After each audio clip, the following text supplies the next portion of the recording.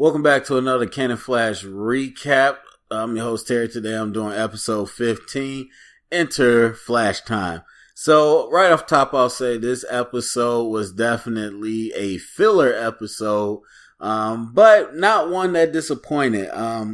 Again, with seasons this long, you have to have episodes that are kind of filler and fun, and all I ask is that you try to do something cool with it to make it interesting instead of just an obvious filler episode. So we had one earlier this year. I mean, we had more than one, but one earlier this year that stands out was the shrinking, the guy that could shrink things and, make them big again. That was fun. I remember saying it's a filler episode, but I'm glad they had fun with it. Saw some cool stuff.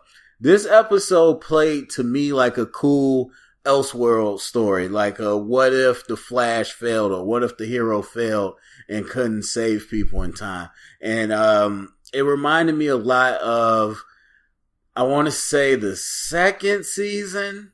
Yeah, I believe the second season, when Barry went to the Speed Force for the first time, and it was his childhood home with his mom and Joe Num, and it was, kind of what if the superhero got relegated to the Speed Force, or, what if the Flash failed and was stuck in the Speed Force? Just a cool what if story, kind of like an Elseworld. So, it had that type of vibe to it, and I thought it was cool because they played it pretty straight through the whole, time, and you could tell this isn't one of their regular directors, somebody that definitely came in with their own style, the way they shot it non-linear, coming in with, Barry talking to Iris, and you can see something's wrong, then going backwards in time and showing us what led up to that event. But I just think the whole thing of having everybody frozen in time and him kind of picking and choosing who to touch and having moments with them, I don't know, it was just kind of cool. It was kind of like, not horror, but like a little sci-fi thriller kind of, because you knew that this impending bomb was about to end everything.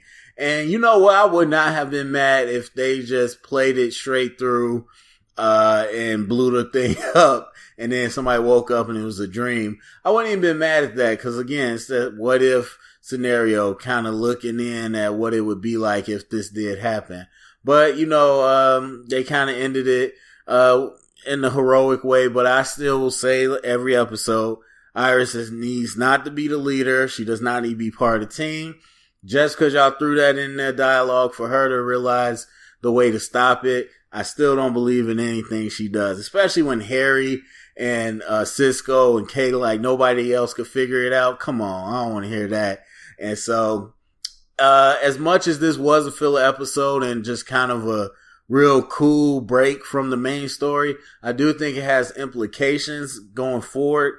You can always tell by the things they show on the previously on the Flash, and so these implications with the Speed Force and talking about throwing a bomb in there and how that could end the Speed Force, and Barry was cool with it. He was like, "No more speedsters, huh?" And so he was all the way down for it. But Jay Garrick saying, you don't understand what that could mean. We don't know. That's a natural force of nature. And so that, and then, of course, we all know that Barry is only out of the Speed Force because they put a ball in there that has his DNA or whatever stupid reason. So now he took that out to stop the bomb. What is that going to mean for the Speed Force?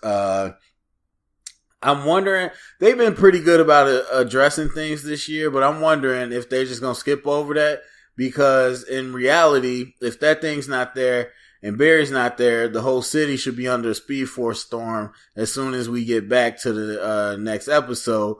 But it looks like they might be skipping that part over. But I think we're going to have long tail ramifications. I just really don't see how this ends with the Speed Force thing. What are they going to do to make sure it's stabilized and that Barry doesn't have to go back? So I'm really interested in that. I like the stuff with Jesse and Harry. It felt like that needed more of an episode to develop rather than just kind of being fit into this storyline. But I like the kind of Martian Manhunter-ish type moment where she's reading his thoughts. It was kind of cool. So yeah, overall, I really liked the episode. I'm going to give it a solid B. If I had to give it a number, probably like 82, 83. Didn't do anything amazing, but it was just a fun little break, like I said, from the narrative. And I always think in these situations, well, this would just ruin everything because the Vonan would be dead. But anyway, not going to go down that road. So yeah, go to the comment section. Let me know what you thought about the episode. Into the Flashtime. Share around, thumbs up, subscribe. And remember, if you heard it, it's official canon.